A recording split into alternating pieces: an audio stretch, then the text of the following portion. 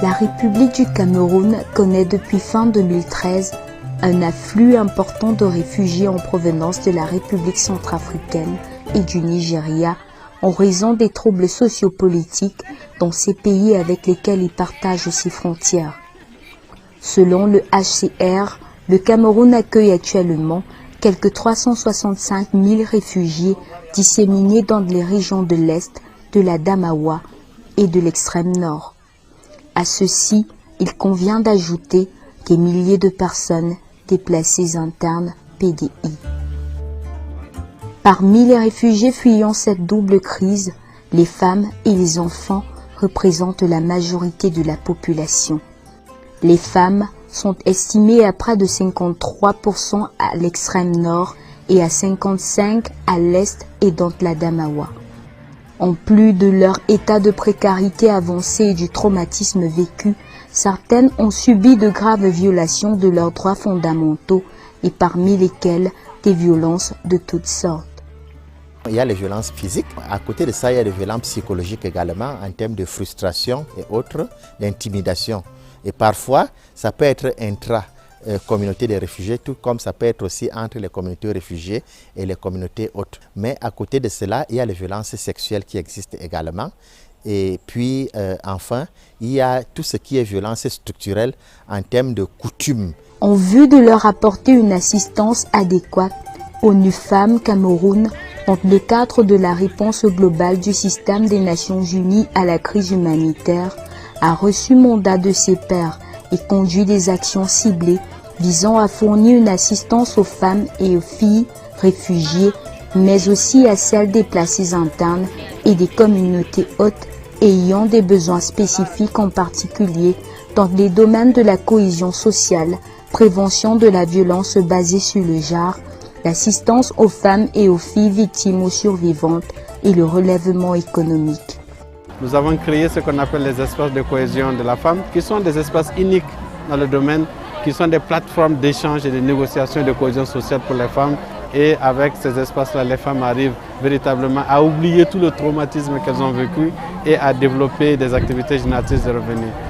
8 espaces ont été mis en place dans les camps de réfugiés de Minawao, Gado, Mbile, Lolo, Timongolo, Ngam et Borgop, dans le cadre d'une stratégie intégrée visant à fournir une aide d'urgence multiforme aux femmes et filles survivantes de violences basées sur le genre. Fadimatou, 18 ans, est une jeune réfugiée de la République centrafricaine et vit dans le camp des réfugiés de Mbile. Elle a un handicap physique et ne peut se déplacer d'elle-même. Mais elle a été violée à plusieurs reprises par des bourreaux inconnus. Grâce à l'espace de la cohésion sociale, ONU Femmes et d'autres partenaires lui ont fourni une assistance psychosociale et médicale au cours de sa période prénatale et maternelle.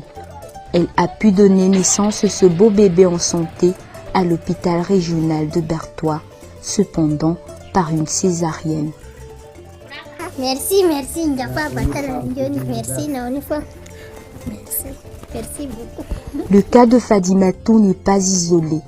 Plusieurs femmes et filles réfugiées, mais également déplacées internes et des communautés hautes, font face à multiples formes de violence dans les zones d'accueil de réfugiés du fait de leur sexe. Outre la fourniture d'une assistance psychosociale, les espaces de cohésion sociale ont également servi de plateforme pour le renforcement des capacités pour les femmes, les hommes et les enfants réfugiés.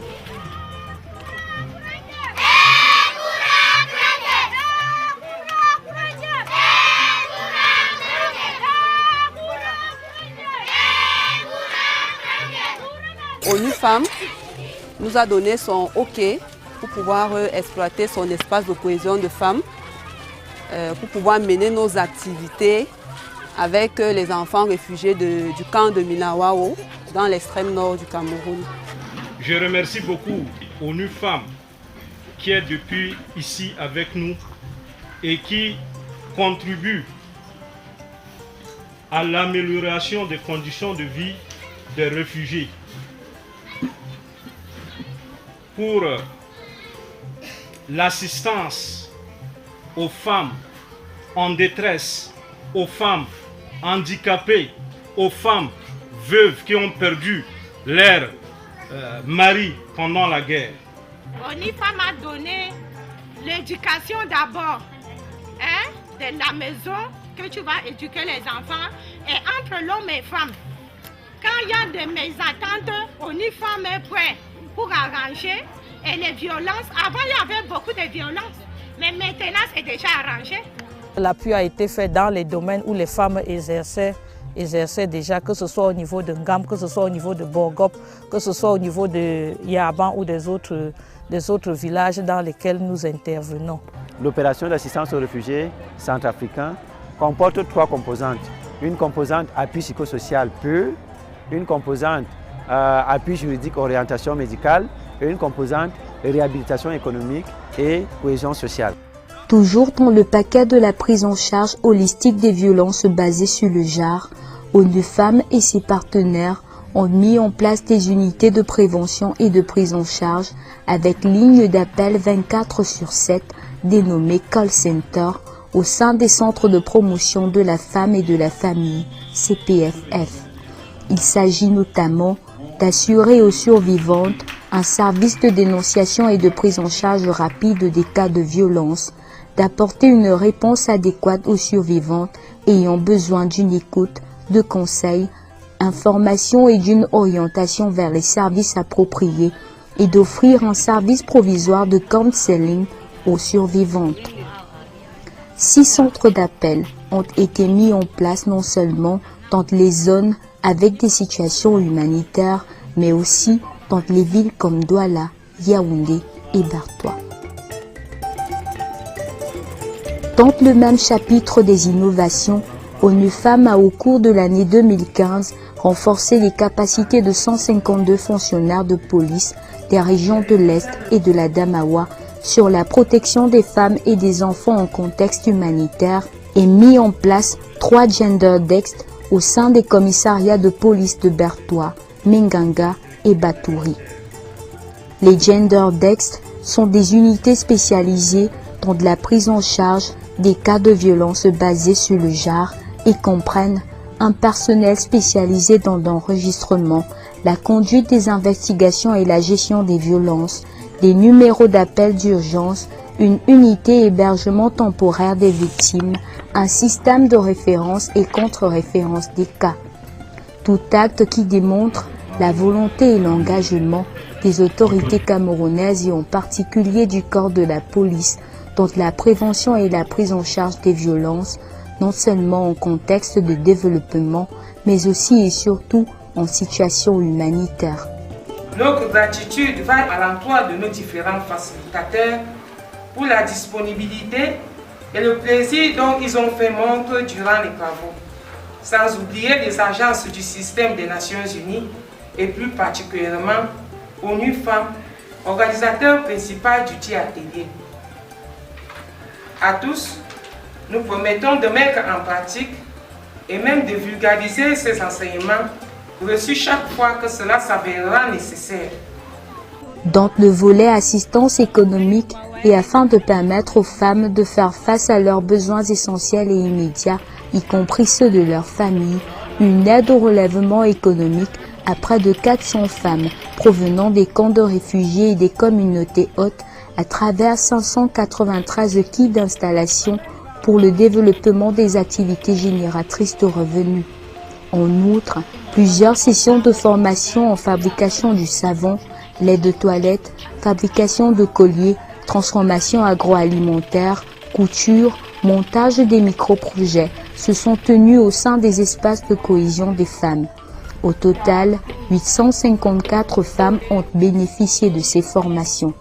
Nous sommes vraiment contentes de ces formations car la formation sur le business plan qui nous a vraiment édifiés et chacun à son petit niveau essaie de gérer sa vie comme bon l'assemble et pour atteindre le but de l'autonomie. On a fini la formation avec ONU-Femmes. ONU-Femmes nous a donné des cartons de sucre, des cartons de diamant or, les sacs de riz, le sac du sel, le carton du Maggi, le carton de Omo, et le carton de eau de Javel, etc., etc. De 2014 à présent, on a déjà appuyé 351 femmes. On les a formées pendant une période de 3 mois où on a fait les formations dans 4 différents domaines. Il y a couture et broderie, il y a fabrication de savons et pommades, il y a entrepreneurship et gestion simplifiée. Enfin, on les a remis les kits pour les permettre de commencer à mener des activités génératrices de revenus.